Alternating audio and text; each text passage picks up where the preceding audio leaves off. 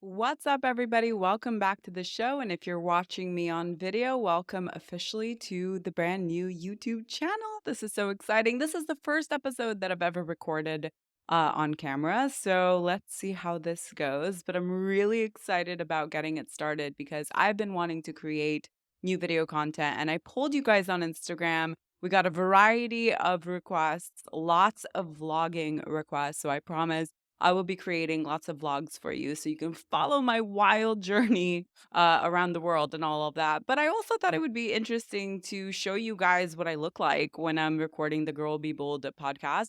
You're going to see my left arm move around like crazy wild because I get to be very animated. You're going to see my snarls in my hair because I'm here in Tulum and I'm messy and dirty and bum like, and it feels so freaking good. And I'm also very excited about today's episode because this was channeled from a conversation that I had today meeting a friend for coffee. So, all of that, let's dive into today's episode of If It's Not a Hell Yes, It's a No. So, one of my favorite conversations to have because I very much believe that our ability to tap into our own yes and no in our body is probably one of the coolest and like strongest and best tools that we have, right? Today, specifically, I was talking about it referring to dating because obviously, as many of you know, I have been dating for a long time. I've been single for the majority of the last 12 years, and I'm still dating and I'm like meeting people and, I'm connecting and having my love affairs and doing all of the things out in the world. But there's a reality around what I am not available for when it comes to dating. So I was talking to my friend today about it. And, I was sharing that I'm absolutely like a yes to a connection and exploring with a man and kind of seeing where something could go up until I feel this like unnecessary, like, friction, this unnecessary resistance, right? I am all for the hard work. I'm all for going deep with someone. I am all for facing our monsters together in the journey of life. I'm all about that, right? But when I'm dating and there's this like unnecessary kind of stuff that comes up, I don't know if it's like, just some toxicity, some resistance, some weird fucked up like energy of like acting like a fuck boy, whatever it is, I have no tolerance for it. It's a strong no in my body. But I wasn't always like this, right? So this is what I want to talk about today because I think it's such a powerful conversation to have. So specifically, I shared my story of how I met my ex-husband. This was, I don't even know, we must have met almost 20 years ago, something of that. I mean, something like 17 years ago, something like that. So I was definitely young. 15 years. 15 years, I think, is the right number, about 15 years ago. I was very young and, I had bought a one-way ticket. I love this story so much. And obviously, we haven't been together for 12 years. He's happily married in a wonderful family. But this little moment I had no idea, would set such a standard for the fuck yes in my body. Okay. So I had bought a ticket to leave the country. I was probably 20, I think 21 years old, something around there. I bought a one-way ticket out of the country because I was embarking on this journey. I knew I wanted to travel the world. I didn't know where I was going. All I knew was that I was going to Italy first, and then I was going to let the wind take me wherever it needed to take me, right? And so I bought my ticket, one-way flight out. My girlfriend, this was on a Wednesday, she said to me for the Friday, she goes, let's go celebrate, but let's go celebrate somewhere that we've never been. Okay. I want us to go somewhere that we've never been. And I said, okay, sounds good. Let's do it, like I'm all for it. We went to a place in the South Bay in LA. So we were used to going out in like Hollywood area. So we went about 45 minutes ish out of the way to a bar that we've never been to. We went like bar hopping and I was in just a tank top and jeans. And the whole point was to just have fun and let loose because I had just made this like radical decision in my life, right? And so we walk into this bar that had kind of turned nightclub, as they do towards the end of the night. And it was all dark, and all you could see is like sweaty bodies jumping around. And as I'm walking in, I see like this flash of a face of a man across the room, right? Because he was behind a computer screen. And his face was glowed up, like it was like lit up, right? And I like looked at him and he was so handsome. I was like, like, who's that? And of course, this moment I felt that, he looked up and we locked eyes, right? So there was this like moment, this really romantic moment. And obviously the entire night there was like, I would go, he was a manager at this place. So I would go and I would flirt and he, buy us drinks and it was like a whole thing. And then later he came outside while I was smoking a cigarette and he was like, look, I'd love to take you out. Or actually, I was trying to tip him. This is actually how it happened. I was trying to tip him and he wouldn't take it. And I said, well, you want to take my number instead? Very bold Kiara right off the bat, youngin, had a little flair for the flirt and we ended up going on a date and we ended up seeing each other for a year and a half every single day. I mean, we were obviously together for 5 years, but for a whole year and a half, like we saw each other every single day. There was not a moment in that entire relationship, even when things were hard, when things were, whatever, like we were obviously young and navigating, working in the nightlife. Like it was really intense. But it was always a fuck yes in my body. It was always a yes. It was a yes, a yes, a yes, a yes. Obviously, until it wasn't, 5 years later, where we decided to split. And that also was really powerful for us both because once it became a no, it was a no. And it was a really empowering way for us to kind of like move through that decision, which was obviously putting our son first because we knew that we weren't going to be compatible moving forward romantically, right? We were young and all, whatever. That's a story for another time. But what all of this is to say that I knew the yes in my body. And that's what I was telling my friend today. I was like, I have space to call in the love of my life. I'm so excited to meet the next great love.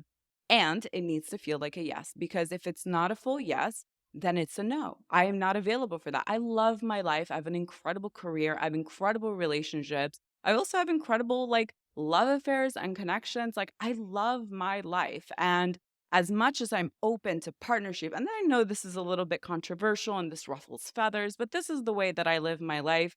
Take it or leave it. Judge me if you'd like to. Tell me I'm living wrong. I don't care. This is how I live my life. Anyway, this story is to represent and show you what the yes and no, it's an example of the yes and the no, right? So something really interesting happened in the course of my journey and my career is that, and this also is inclusive of the dating because he and I obviously split back in like 2014 or something like that. And I had to start dating again. And it's a little bit weird if you've ever been married and been with someone for a long time to enter the dating pool, especially with like everything changing and evolving in the way that it was. I was young. I had a young kid. I was navigating like, what's out here? What am I available for? What am I a good match for here? Like, and like, will people want me? Right. And so all of this like firm, bold, like expressive energy, in many ways, I feel like was drained from me. And I developed something that I like to refer to as kind of like an underdog syndrome. Okay. And I started to kind of look at the potential in people and lead into like what would be possible for them, right? Or like what could be possible if I just give it a shot, if I just stuck in there for just a little bit longer. And the more and more that I absorbed people's, advice, basically, because I'd had so many people advising me on this, it'd give me advice, life advice. You've got to really stick to it. You've got to really give it your all. The more that I would do that, I felt like it was like I was like, "Yeah, maybe you're right. Maybe, like, I'm not gonna be happy unless I, settle," because that's what it ends up being, right? Settling, let's be honest. It ends up being settling, right? But ultimately, it's like, give it a shot, give it your all, like, see where it goes. Give the guy a shot. You don't know. You may not be attracted to him, but maybe one day you will. Like, and I started to believe that that's what it took to become happy, to do all of these things. It was like it required me to just say yes to things that didn't really feel like a full body yes, but like maybe could one day feel like a yes, right? And it kind of developed into this cycle of like little micro settlements. Have you felt that? Have you ever felt that feeling of like micro settling because maybe there's potential there, right? I know this is controversial. I know that a lot of people will say, well, wow, what a way to live your life, such a standard. However, what I know, and I have evidence of it because Yeah, we're not together, but we created a pretty great human being together. I am so glad for my first husband, right? My first husband. How classy is that? My first husband. I'm so grateful for him because I know what that felt like in my body. I know what that yes felt like. And it wasn't the only time that I felt the yes in my body. I felt the yes even in the scariest of moments when it came time to possibly invest in myself and start a business, right? I had everyone telling me to take the safe route, to stay at a 9 to 5, to really put in the time and trust that I was going to get out of this kind of, barely making ends meet loop that I had fallen into. I was told over and over and over again, hang in there, give it your all. Like things are going to turn around. You might get a raise, you might get promoted, right? And even though there was the security of that paycheck every 2 weeks, it was a no in my body. I felt it. I felt in my body, I would rather take a risk out there, right? I would rather risk what it looks like out there than sit here and let my soul die over and over and over again. Let my soul die 1,000 deaths. That is a no in my body, even though rationally, right, it makes absolutely no sense. And one of the best things that I could have ever done in my life was practice the art of following the yes and trusting the no's. Because it's really easy, right, to follow the yes when it all looks like it's perfect, but it gets a little bit challenging when it's not, right? When you start to actually consider and think that, well, maybe the more responsible thing for me to do is to stay at this job or to do this thing. But the reality is that yeses and nos always lead to something unfolding on the other side. And there is so much magic on the other side of that. When I think about how grateful I am for my son, right? This wonderful little tiny human being who is now a teenager, which is wild to say, right? I am so grateful he was on the other side of that yes with my ex husband. Was it forever after with my ex husband? No. I am so happy for his forever after. I'm so happy for the life that he's gotten to create. It wasn't our life, and that gets to be okay because there was this magnificent thing on the other side of it. And there's so many times that I felt that no, and I'm so glad that I followed that no.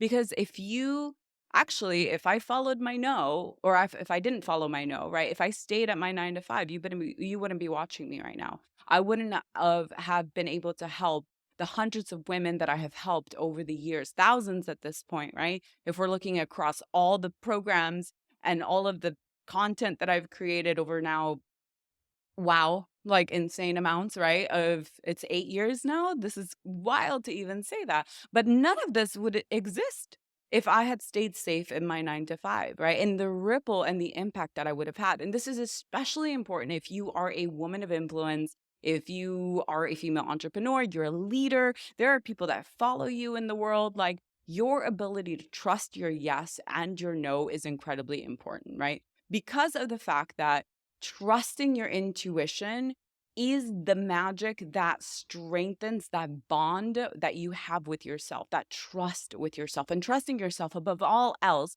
is probably one of the most important things in your life. And you can't trust yourself if you are constantly living here, looking for the answers here, right? And escaping what your body is telling you, the yeses and nos in your body, because there is a knowledge, there is a wisdom that lives within you. And all the time, and I said this to my girlfriend literally last night, we were out and she was in her head about stuff. And, you could see her energy completely. She dialed it down, right? In the most, in the protective way that we do when we're in our head about something. It's really easy to shut down. And she got into her head. And I said to her, I looked at her, I'm like, the answers that you're looking for are not in here. They're in your body. Bring your energy down, bring it back into your body because you will feel in your body if the answer is yes or if the answer is no, if the answer is stay or if the answer is go. Especially as women, we have this superpower.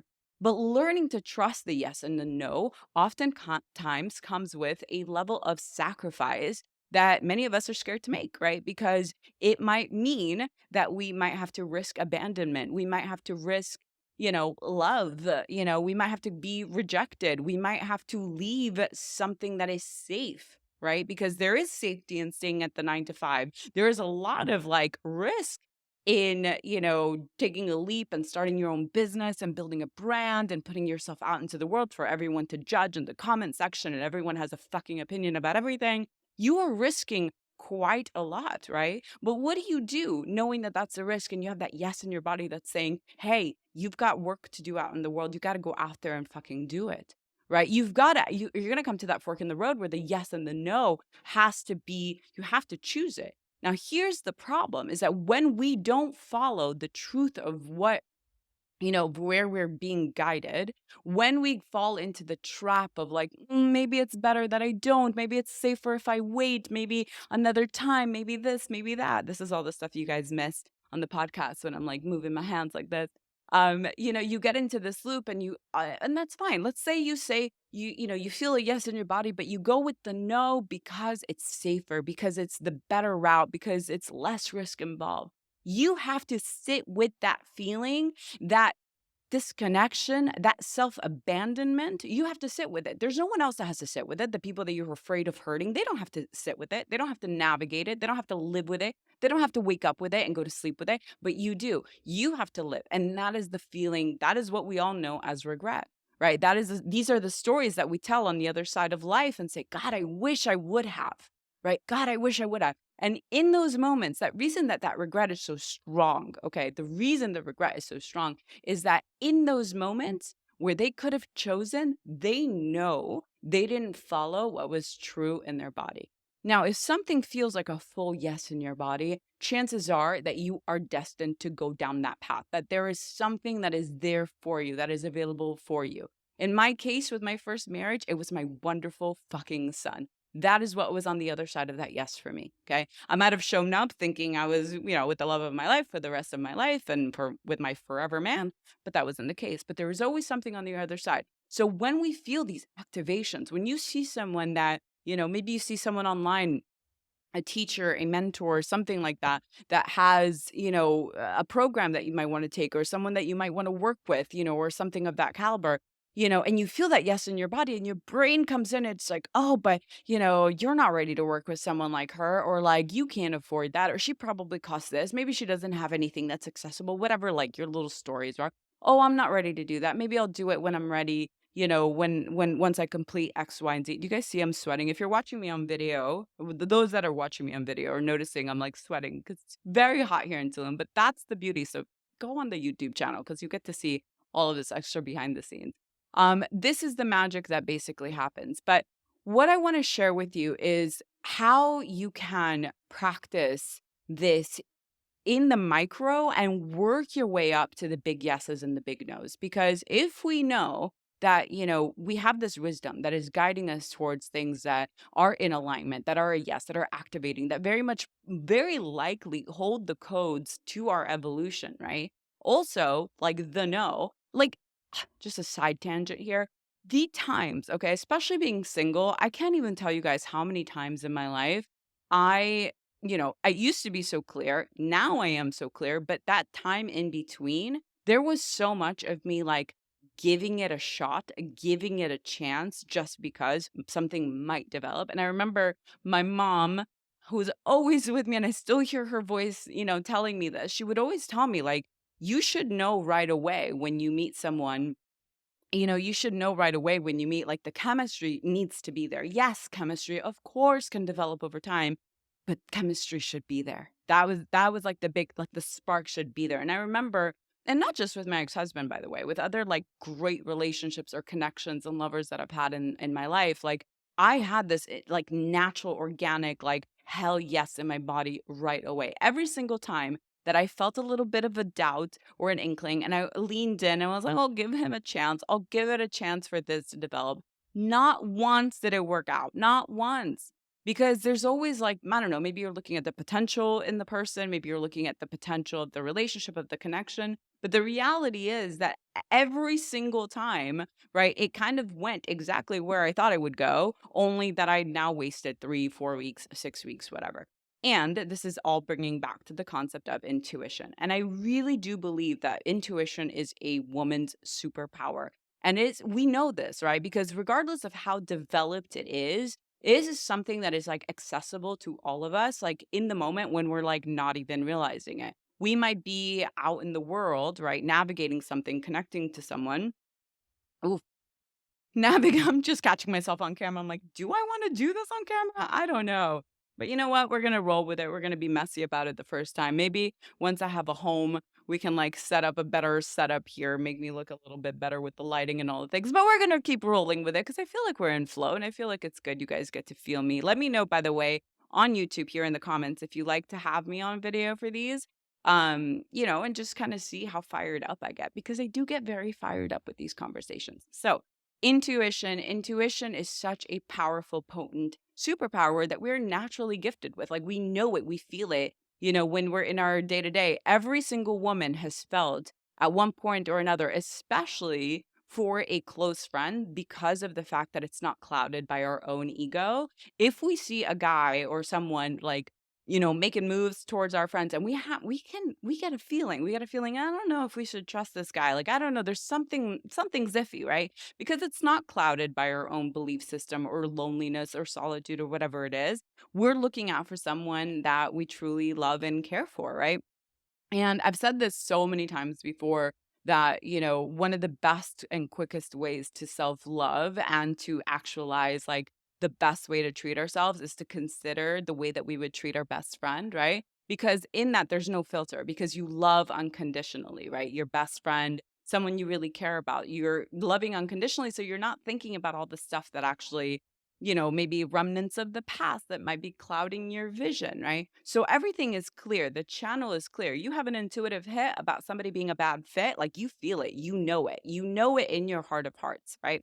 And so, what I say, and I say this all the time, especially if you're a leader, especially if you're like, in the online space and you're doing some magic and people are following you, like following that intuitive hit leads to something magical on the other side, right? It leads to a magical relationships. It leads to like the impossible becoming possible and opportunities showing up like, some of those times like, "Oh, I feel like I should go down this street, or I should go into this coffee shop." How many times I can tell you, I can't even count on two hands how many times I've been intuitively led to go somewhere and there was a chance meeting or an important meeting there specifically for me. I shared this even here in Tulum, which was ironically the guy that I hung out with this morning. But last year, when I shared this on another episode, I went to this party and I was like, why am I here? Why am I here? And all of a sudden, he was there and we connected. And he had this story that coincidentally was exactly the thing that I needed to hear in that moment, right? And there is this like allowing yourself to get guided and to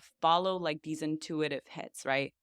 Practicing your yeses and nos strengthens that relationship with yourself that then strengthens your intuition. So one of my favorite things to do with like when you're working on your intuition and really connecting with that. Obviously there are so many beautiful practices. I will say meditation, visualization, playing with tarot, playing with crystals, like exploring all of the like the magic, right? Exploring, also just sitting in nature and just allowing yourself to connect with the world and environment around you. Also going into like, not uncomfortable but also uncomfortable, but maybe newer like environments where you're really like you're brand new, like every stimulus that's around you, every stimuli, everything is brand new. So you're in this very raw existence and presence in the moment. There's something so spectacular about that because you're brand new. It's like a newborn, right? So there's no preconceived anything that's coming in and you're just present, you're raw, you're awake. So if you can introduce any kind of new environments, I would highly, highly recommend stretch, get a little bit uncomfortable, go do new things, go try new things. You're going to find some real magic there. The other thing that I always recommend is like doing a day of yes and no's, right? So one of my favorite things to do is like I go outside, turn off your cell phone, put it on airplane mode, or just be really diligent about like not checking your messages, right? And just have nothing planned and just go each move one by one being directed by a yes, right? Ooh, do I want to go into this coffee shop, right? Yes. Okay. Oh, do I feel like going to a movie? No, I don't want to spend that in the afternoon. I want to have a little bit more space. Okay, great. Do I want to go to a bookstore? Like allow yourself to, what book should I open? Okay, pick a book. Now, what page? Like think of a number, open that book, like play, have fun. I swear, first of all, the relationship you have with yourself and your ability to spend an awesome day with yourself is like next level because the more you strengthen that, the more powerful you become, the more magnetic you become, the stronger of a manifester you become. You're able to manifest so much more quickly. The better you get at tuning into your yeses and nos, the clearer the like vibration is, the frequency is, right? And that transmits and translates in this beautiful way. So, if nothing else, for our first video here, okay, and I'm sorry if there's a lot of, well, maybe it's this is keeping everyone's attention, right?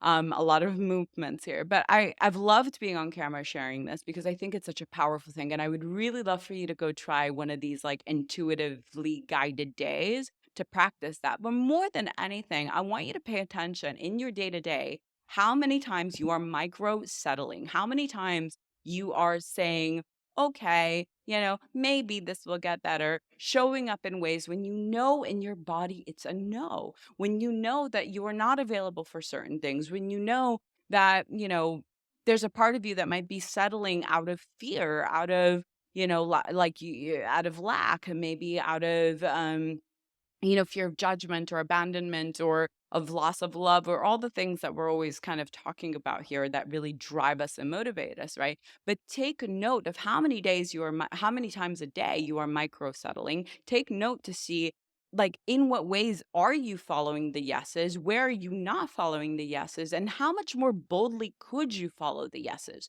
I want you to play with what could be on the other side of saying yes to the things that feel like a full body yes. And what does it look like and feel like for you to put a strong boundary around your life and say, when something feels like a no, it's a no? Because here's what I will tell you strong boundaries, and we'll do a whole episode on this, so I don't want to riff on it now, but strong boundaries are the most magnetic things possible because it sets out a declarative statement around what you are and are not available for. So think of like a fence going up and say, yes, you can come in. No, you cannot come in. And when that declarative statement is made to the universe, right? Relationships, opportunities, whatever, money, clients, love, all of the things that you want to call into your life, they have a strong direction to know where they are welcomed and what's not welcomed, right? If it is subpar love and you are not available for subpar love, it won't make it through. It won't even enter your field. That's where the magic actually happens. We'll do a whole episode on this. Let me know if you want something on standards and boundaries because it's another fun topic that I love talking about. So I hope today's episode was exactly what you needed to hear. And I will see you, hopefully, on the next episode of the show.